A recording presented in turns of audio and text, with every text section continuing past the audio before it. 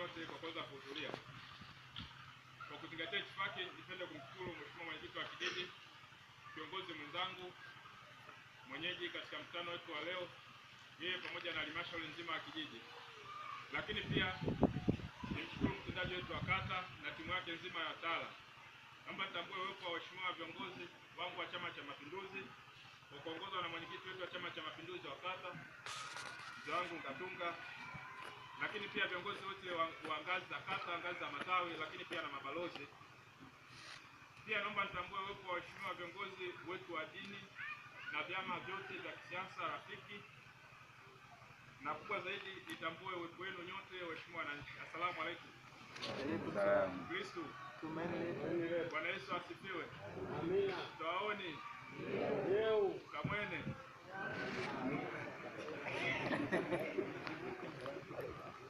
Mheshimiwa wananchi, niliona nitumie fursa ya siku hii ya leo kuweza kuwatembelea, kuzungumza na ninyi, kuweza kubadilishana mawazo, kuweza kuelezana mawili matatu ambayo tunaweza kuyafanya katika kipindi hiki chote ambacho hatujapata fursa ya kukutana.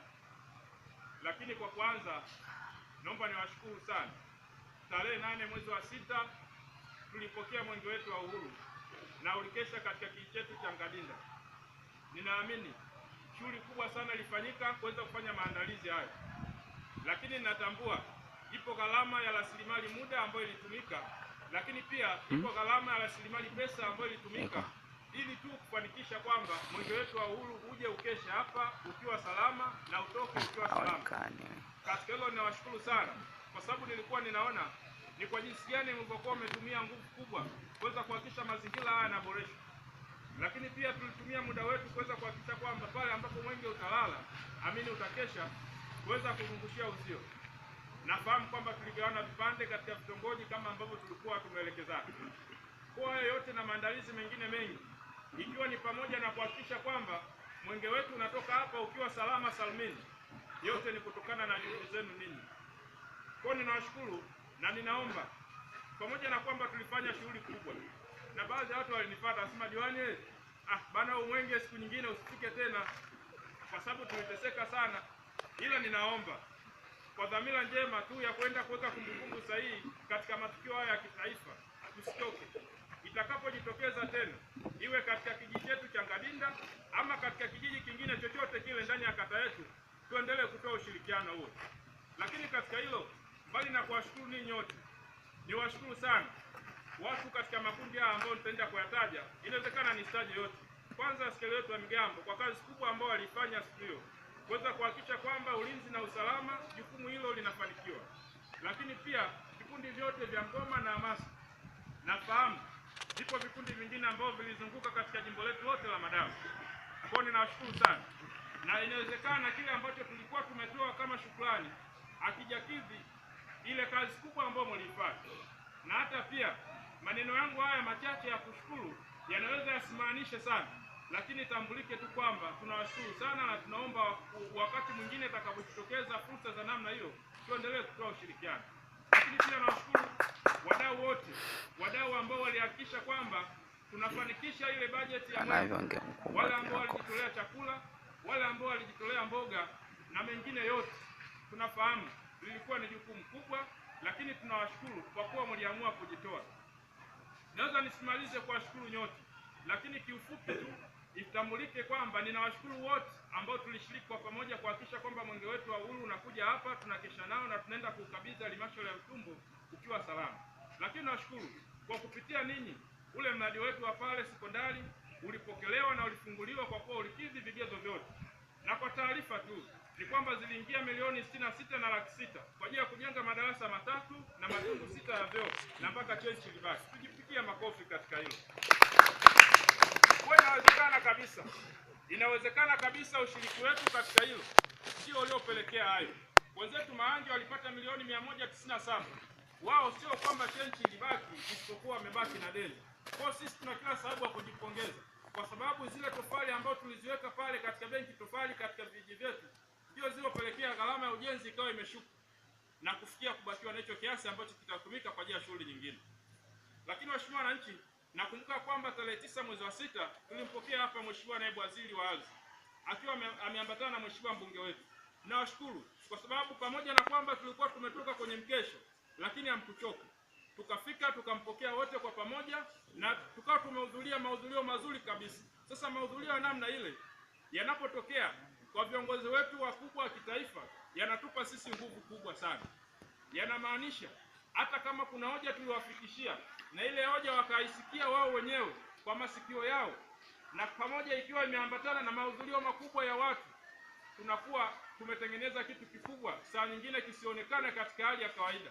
Lakini ninachomaanisha ni kwamba ile hoja tuliowapelekea sisi imemaanisha imetoka katika mioyo ya watu hao. Kwa hiyo tunawashukuru, mahudhurio ya siku ile yalikuwa ni mazuri na tulimfikishia Mheshimiwa Naibu Waziri, na niwashukuru sana wale wote waliojitokeza kwa ujasiri kuweza kuzungumza mbele ya Mheshimiwa Naibu Waziri, viongozi wetu wastaafu akiwa Mheshimiwa Mwenyekiti mstaafu na Mheshimiwa Diwani mstaafu na yule mama yangu na wengine wote ambao walipresent ile hoja kwa Mheshimiwa Naibu Waziri. Ninawashukuru sana kwa sababu walikuwa wametuwakilisha tuliokuwa wengi. Gadinda oye! Gadinda safi! Katika dhana ya kutanguliza yale ambayo nataka niyazungumze siku ya leo, niliona nianze na shukrani hizo katika hayo makundi mawili ama katika hayo matukio mawili. Basi waheshimiwa wananchi, naomba nizungumze sasa yale mambo ambayo natamani nizungumze, ambayo nilitamani nizungumze na ninyi siku ya leo. Kwanza kabisa ni kuzungumzia swala zima la elimu. Ni kwa jinsi gani tumeendelea kuendeleza jambo hili katika kipindi hiki cha miaka mitatu ambako tumekuwa pamoja na ambako mlinichagua mimi niwe kama diwani wenu. Kwanza tumeendelea kuboresha miundombinu ya kielimu. Tunafahamu shule ya msingi Sokoine pameendelea kuwa na changamoto, lakini tulishiriki wote kuweza kuchimba msingi wa nyumba ile ya mwalimu, lakini pia tulipata fedha kutoka kwenye P4R zaidi ya milioni 3 kuendelea kuboresha, pamoja na haja ambayo mheshimiwa mbunge ambayo imeendelea kuishi pale. Kwa hiyo nawashukuru kwa sababu mchango wenu wa kufyatua matofali na michango yenu ambayo umeendelea kuitoa ndio ambayo imeendelea kuimarisha miundombinu hiyo. Lakini tuna kila sababu ya kuendelea kuishukuru serikali yetu ya awamu ya 5. Imetuwezesha kujenga ile madarasa ambayo niyasema katika utangulizi wangu. Lakini bado imeendelea kutoa vifaa vya maabara vingi vya kutosha pale, na imetoa tena fedha zaidi ya milioni 3 ambazo zinaendelea kujenga pale maabara yetu ili watoto wetu waweze kusoma masomo ya sayansi ambayo ndio sasa yapo katika soko la ajira. Lakini pia waheshimiwa wananchi, tunakumbuka tumekuwa tukiendelea kuitekeleza sera hii ya elimu bila malipo. Tunafahamu changamoto ziko nyingi katika sera hii, ikiwemo ni pamoja na michango ya lazima ambayo sisi tunapaswa tuendelee kuitoa, lakini tunaitoa baada ya kukubaliana sisi sote kupitia vikao vyetu na kupitia mikutano yetu, ukiwemo mchango wa chakula.